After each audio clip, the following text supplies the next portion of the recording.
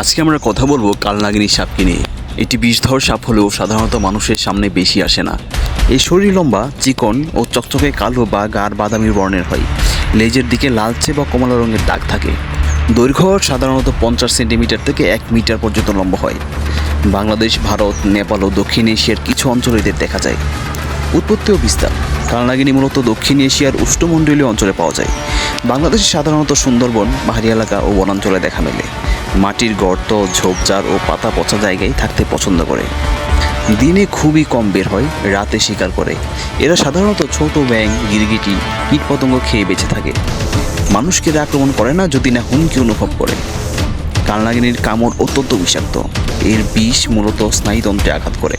কামড়ের লক্ষণ: প্রচণ্ড ব্যথা ও ফোলা, মাথা ঘোরা, দুর্বলতা, শ্বাসকষ্ট, অবহেলায় মৃত্যু পর্যন্ত হতে পারে। তবে এটি মানুষের কাছে খুব একটা আসে না, তাই কামড়ানোর ঘটনা খুবই বিরল। পরিবেশের খাদ্য শৃঙ্খলা রক্ষায় গুরুত্বপূর্ণ ভূমিকা রাখে। ব্যাঙ, গিরগিটি পোকামাকড় খেয়ে প্রকৃতির ভারসাম্য বজায় রাখে। কৃষি জমিতে ক্ষতিকর পোকামাকড় ও ছোট প্রাণী নিয়ন্ত্রণে সাহায্য করে। কালনাগিনী সাপ একটি বিরল ও সুন্দর বিষধর সাপ।